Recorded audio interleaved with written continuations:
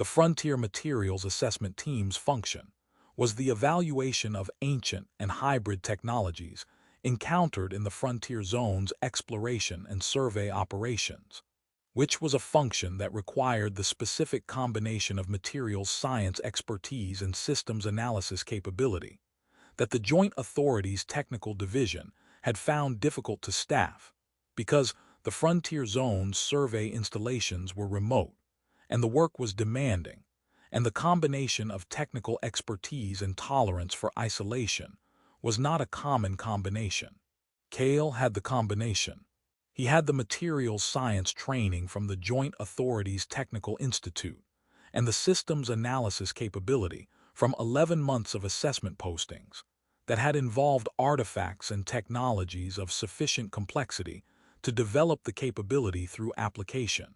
And he had the tolerance for isolation from the specific quality of his temperament, which was the quality of someone who found solitude useful rather than difficult, and who had learned to be interested in the thing in front of him as the primary resource for managing the periods between the things in front of him. He arrived at the Frontier Zone's 7th survey installation on the 43rd day of the assessment assignment's current cycle, which was the assignment that had brought him to the installation rather than to any of the other installations in the assessment team's rotation. The assignment had been specific. The 7th installation had an artifact situation that the standard technical approaches had not resolved and which required the assessment team's specialist capacity. He had read the briefing documentation on the transport. The briefing documentation had described the situation with the specific quality of documentation written by people who had been in the situation for 19 days and who had moved past the initial description's clarity into the accumulated detail of sustained engagement. The documentation was thorough and comprehensive and somewhat difficult to extract the core situation from because the core situation was embedded in 19 days of attempted resolution. He had extracted it.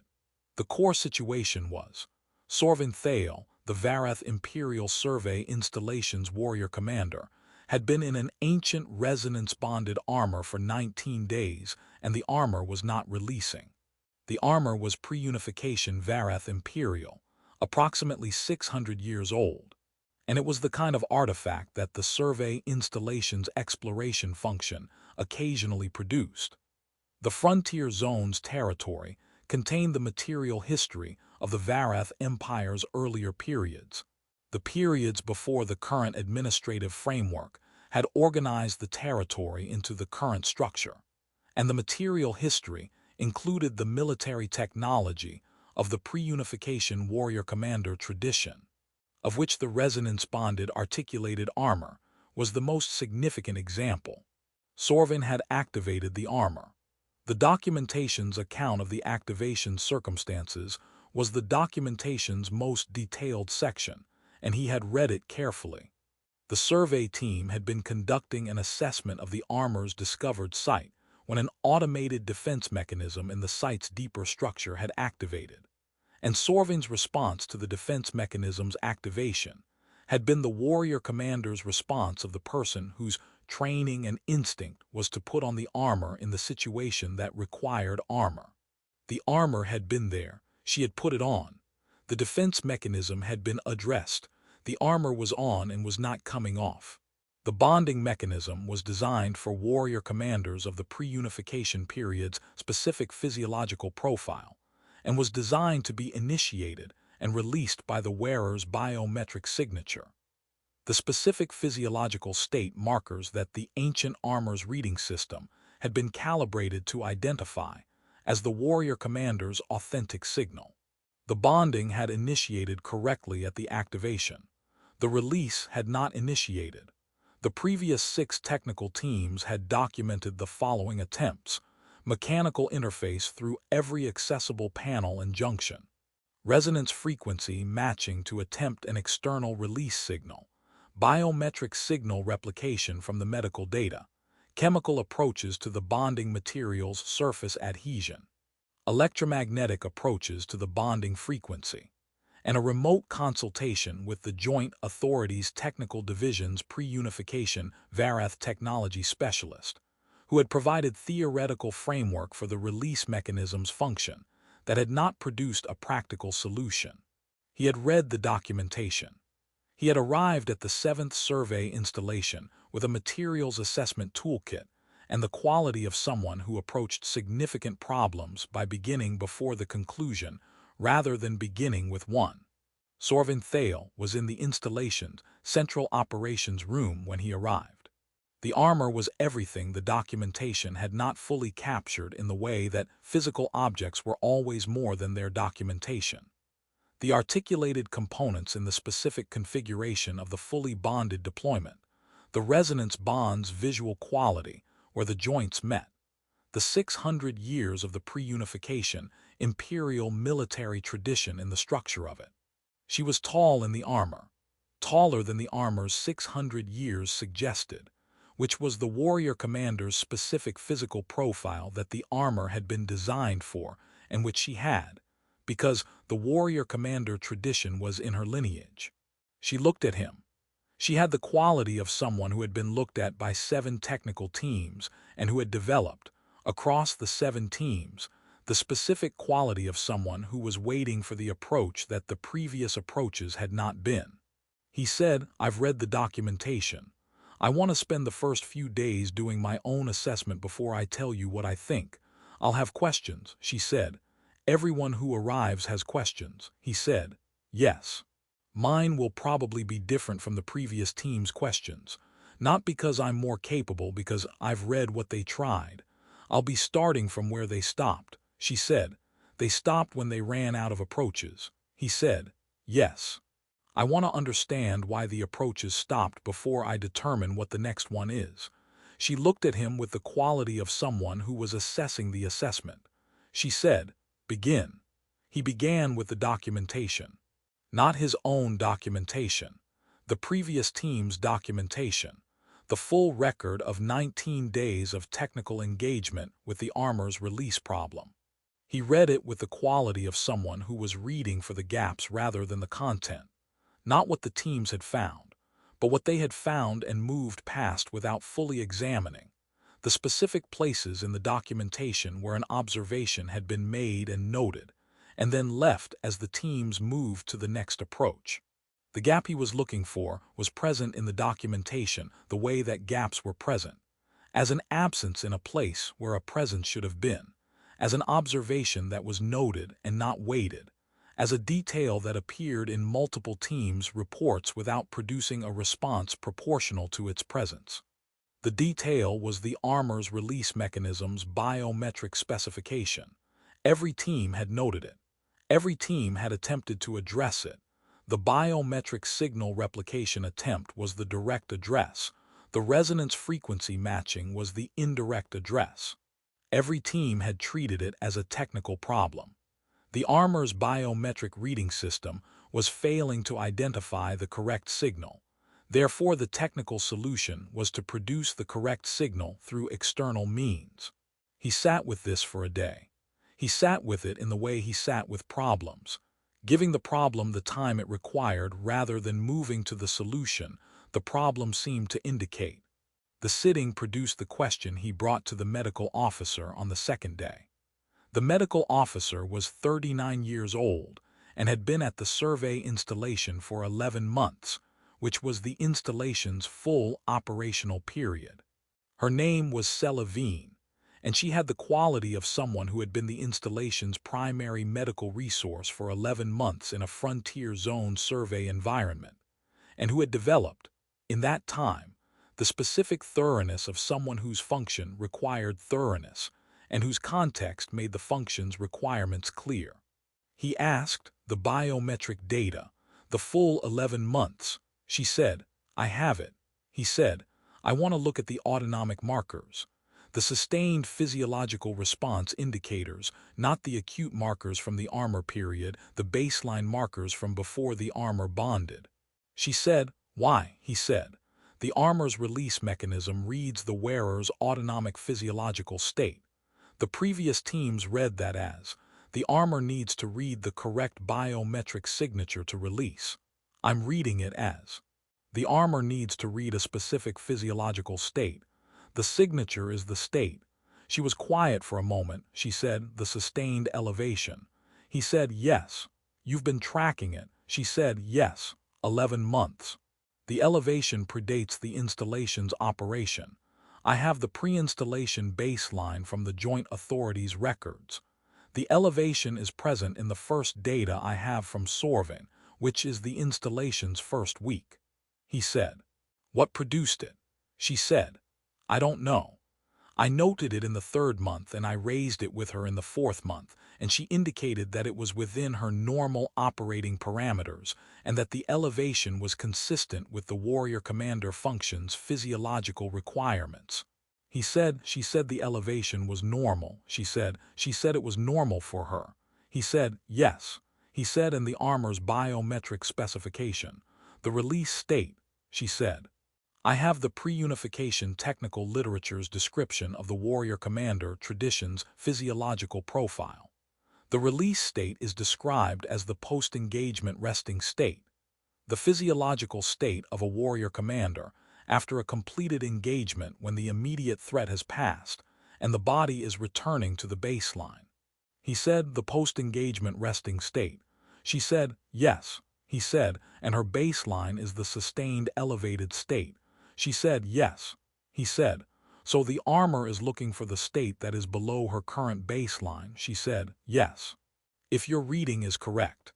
He said, if my reading is correct, the armor is not malfunctioning.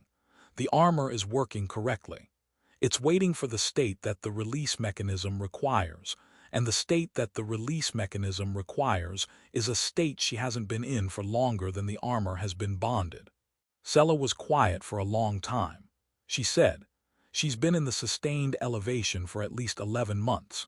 He said, at least.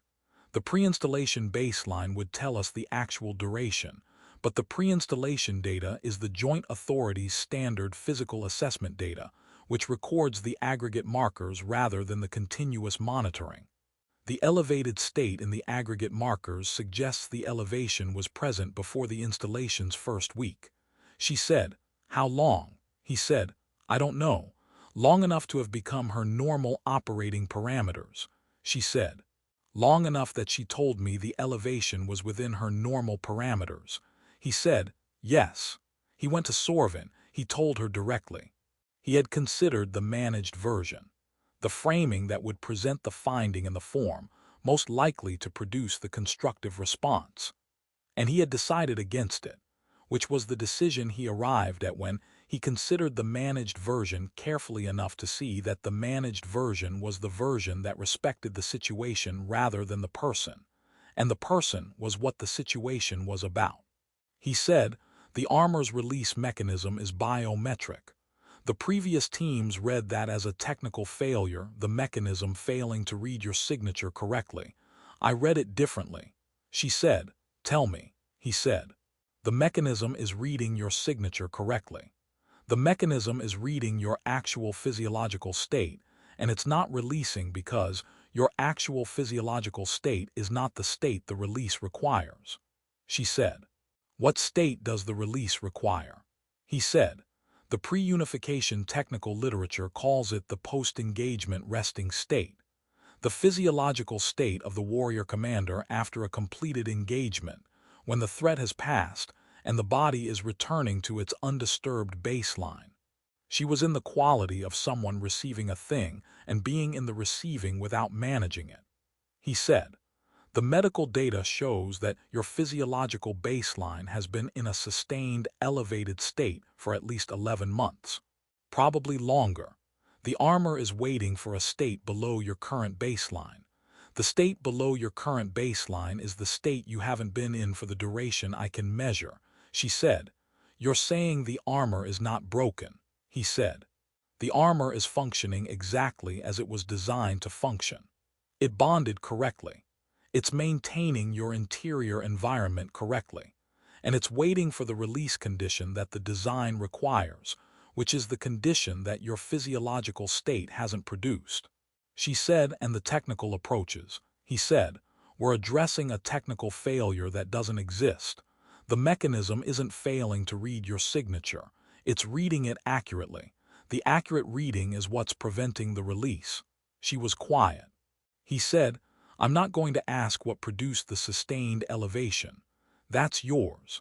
I'm telling you what the armor requires, and the armor requires the state that is below the thing that has been elevated for at least 11 months.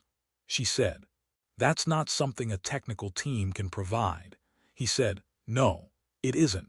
She said, then what are you proposing? He said, I don't know if it will help. I want to say that clearly before I say what I'm proposing because I'm not going to tell you this will work. What I know is that the previous approaches have all been technical and the problem is not technical, so the next approach should not be technical. She said, and what is the non-technical approach?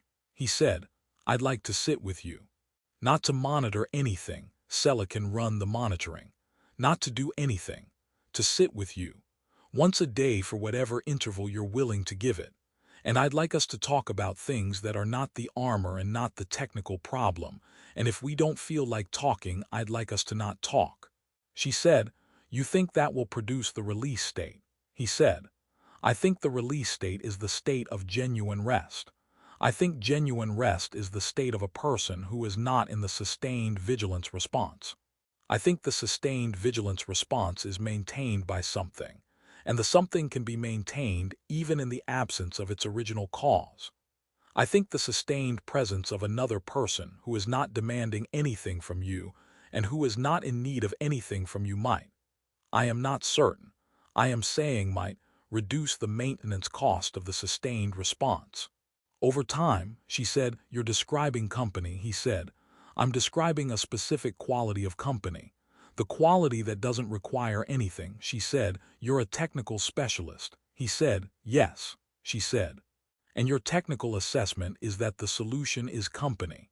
He said, my technical assessment is that the problem is not technical. My non-technical assessment is that the solution might be company of a specific quality. She was quiet for a long time. She said, 1 hour, once a day. You don't monitor and you don't take notes, he said. Sela monitors remotely.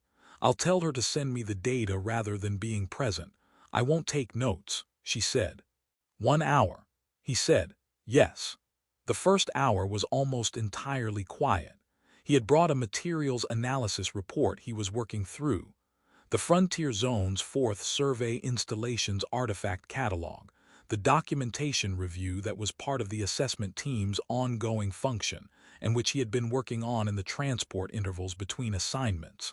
He read it. She was in the operations room's primary chair in the armor's configuration, which was the configuration of the bonded deployment, articulated, present, the 600 years of the pre-unification warrior commander tradition in the structure of her sitting. At the 43rd minute she said, what are you reading? He said, the 4th Installations Artifact Catalog. There's a section on pre-unification agricultural technology that's been documented by someone who found it interesting. The documentation quality is better when the documenter finds the material interesting. She said, yes. He said, does that happen in the warrior commander tradition?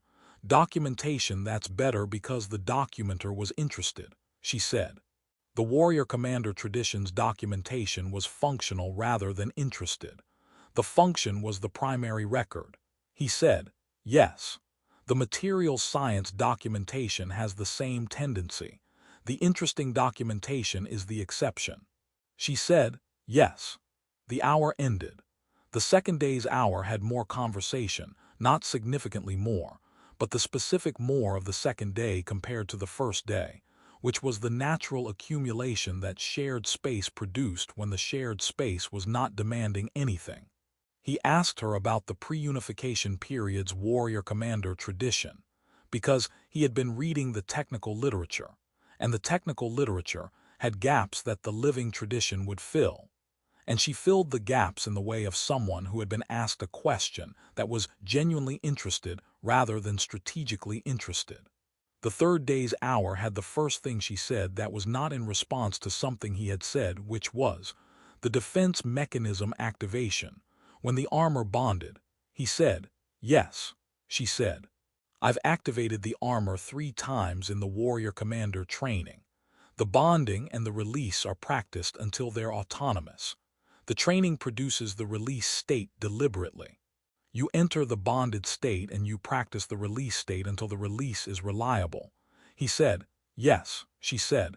"The training was 11 years ago." He said, "Yes," she said. "I know what the release state is supposed to feel like. I know what I'm supposed to be doing to produce it." He said, "And you can't produce it," she said. "The release state requires the genuine absence of the vigilance response. The training teaches you to produce the genuine absence, not the performance of it. The armor reads the difference." He said, "Yes," she said. "The training assumed the vigilance response was situational, that the absence of the acute threat would produce the absence of the response." He said, "Yes," she said. "The training didn't account for the sustained version." He said, "No. The pre-unification warrior commanders probably weren't in sustained vigilance for the duration you've been in it. Their threats were situational." She said, "Yes." The 4th day's hour had the question he had been building toward since the first day, which he asked because the 4th day had produced enough of the specific accumulated quality of the shared space that the question had the context it required. He said the frontier zone, 11 months at the 7th survey installation. She said, "Yes." He said, "Before that." She said, "The 5th installation, 14 months." He said, "And before that." She said, "The Joint Authorities Frontier Assessment Division." 3 years, he said, "And the sustained elevation predates the installation's first week." She said, "Yes." He said, "You've been in frontier postings for approximately 4.5 years. She said, "Yes." He said, "And the warrior commander tradition." "The function," she said. "The warrior commander function is to be ready." He said, "Yes." She said, "Readiness is the sustained state. The training produces readiness as the default. The absence of the acute threat does not produce the absence of readiness. It produces readiness in the form that is waiting for the threat rather than responding to it." He said, "And 4.5 years of the frontier zone's context." She said, "The frontier zone produces threats at the frequency the frontier zone produces them." He said, "Yes." She said, "The readiness is appropriate." He said, "Yes, it is. The readiness is appropriate and the readiness has produced the sustained elevation, and the sustained elevation is what the armor is reading." She said, "Yes." He said, "I'm not saying the readiness is wrong. I'm saying the armor was built for warrior commanders whose readiness had endpoints." The engagement concluded. The readiness resolved into rest. The rest was the release state. She said, "Yes." He said, "And your readiness doesn't have endpoints." She was quiet for a long time. She said, "No, it doesn't." The 5th day's hour they did not talk about the armor or the warrior commander tradition. He had found, in the 4th installation's artifact catalog, a section on pre-unification domestic architecture, the construction of the communal spaces in the warrior commander period's civilian settlements, that was documented by the same person who had documented the agricultural technology and whose interested quality was present in the domestic architecture documentation. He read some of it aloud because it was the kind of documentation that was better read aloud, and she listened with the quality of someone who was being read to and who was in the listening. At the hour's end, she said, "The communal spaces. They were designed for the warrior commander's rest periods." He said, "The documentation says that." She said, "I know the design. The communal space's acoustic properties were calibrated for the post-engagement period. The resonance was specifically chosen to support the release state's physiological transition." He said, "They designed the architecture for the release state." She said, "Yes." The pre-unification warrior commanders understood the release state as a function that required support, not just the absence of threat, the active support of the transition. He said, "Yes." She said, "The current frontier zone postings don't have the architecture." He said, "No, they have this." He indicated the operations room, the functional space of a survey installation, designed for the function and not for the communal space's specific quality. She said, "Yes." She said, "And you've been sitting in it with me for 5 days." He said, "Yes." She said, "Without the architecture." He said, "Yes." She said, "You're not the architecture." He said, "No, I'm considerably less sophisticated than the architecture." She said, "Yes, but you're here." He said, "Yes." The 6th day's hour extended past the hour. He had not extended it. She had not extended it. Neither of them had decided that the hour was extending. The hour had ended, and neither of them had indicated that the hour was ending, and the extension had occurred as the natural product of a shared space in which the hour's boundary was less present than the space's quality. They talked about the pre-unification period's domestic architecture for another 40 minutes, and then the talking stopped, and the quiet was the quiet of two people in a shared space who were not requiring anything of the space. He watched the monitoring unit. The biometric markers were in the same pattern they had been in for 11 months and the 11 months before that, which was the sustained elevated state.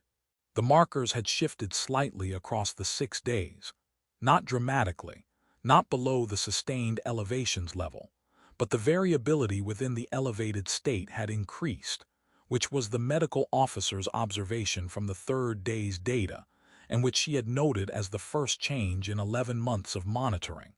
He had not told Sorvaine about the variability increase.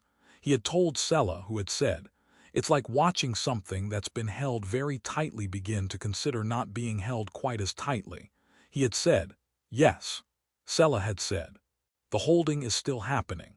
He had said, "Yes, I know." On the 7th day they were in the operations room at the 23rd hour.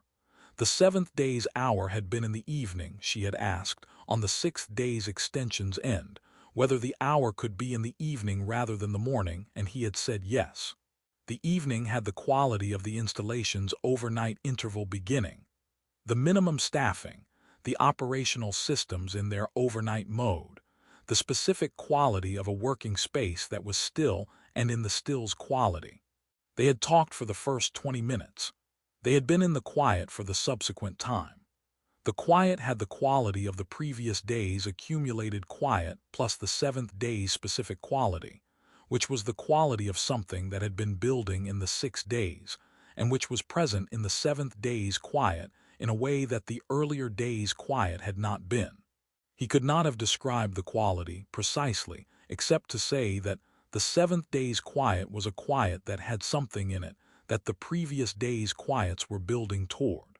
He was watching the monitoring unit without watching the monitoring unit, the peripheral awareness of someone who was present in the shared space, and was also tracking the data that the shared space was producing, the specific dual attention of someone who had learned to attend to two things simultaneously. The markers shifted. He saw it. Not a small variability increase, the shift. The markers moving from the sustained elevated state through a range he had not seen in 11 months of data, moving toward the lower range, the range below the sustained elevation, the range the medical officer had described as the state I've never seen in 11 months of monitoring. He did not say anything. The armor's resonance bond had a specific quality when the release began. The documentation had described it, and the previous teams had attempted to induce it, and the documentation's description was present in his memory as he watched the armor's surface change. The change was subtle at the beginning, the resonance bond's visual quality at the articulated joints shifting, the specific configuration of the bonded deployment changing in the incremental way of a bonded system beginning the release sequence. The change was not dramatic. The armor was not exploding off her or falling apart. It was releasing in the specific way of a system whose release mechanism had activated after 19 days of not activating, which was the way of a careful and deliberate system doing what it was designed to do. He said, "Sorvaine." She said without opening her eyes had been closed in the quiet, "Yes." He said the markers shifted. She was quiet, he said. The armor is beginning the release sequence. She was quiet for a long time. He watched the monitoring unit and he watched the armor, and he was in the quality of the 7th day's quiet, and the release sequences beginning and the 19 days ending. The release took 11 minutes. The articulated components achieved their disengaged configuration in sequence. The documentation had described the sequence, and the sequence was the sequence. And at the sequence's completion, the armor was in the open configuration, the warrior commander's configuration for the state that was after the engagement, and before the next one, the state of the person who was in the armor but was not in the bonded deployment. She was in the armor but was not in the bonded deployment. She opened her eyes. She looked at the operations room, the installation's functional space, the overnight minimum staffing ambient, the monitoring unit's display with the biometric markers in the range the medical officer had never seen in 11 months. She looked at him. He said yes. She said the markers. He said yes. She said they shifted. He said yes. She said the release state. He said yes. She was quiet for a long time in the quality of someone who had been in 19 days of armor and who was in the 19 days ending and who was attending to the ending with the full quality of their attention. She said, I need to complete the disengagement. The warrior commander tradition has a specific sequence for the full removal after the release. It takes approximately 20 minutes and it requires. She said, it's typically done with another warrior commander present. He said, tell me what it requires and I'll do it. She said, you're not trained in the warrior commander tradition. He said, no. But I've read the pre-unification technical literature section on the disengagement sequence, and I've been reading documentation for 11 months in this function, and I've found that the genuine reading is usually sufficient for the thing the reading was about. She looked at him. He looked at her. She said, the disengagement sequence, the documentation's description. He said, the outer articulated component's manual release in the sequence from the base junctions to the shoulder junctions. The resonance bond's residual requires the specific neutralization contact at the bonding points before the components are removed. The inner layer's release is self-completing once the outer components are disengaged. She said, the neutralization contact. He said, yes. The documentation describes the contact position, she said, and you read the documentation. He said, comprehensive.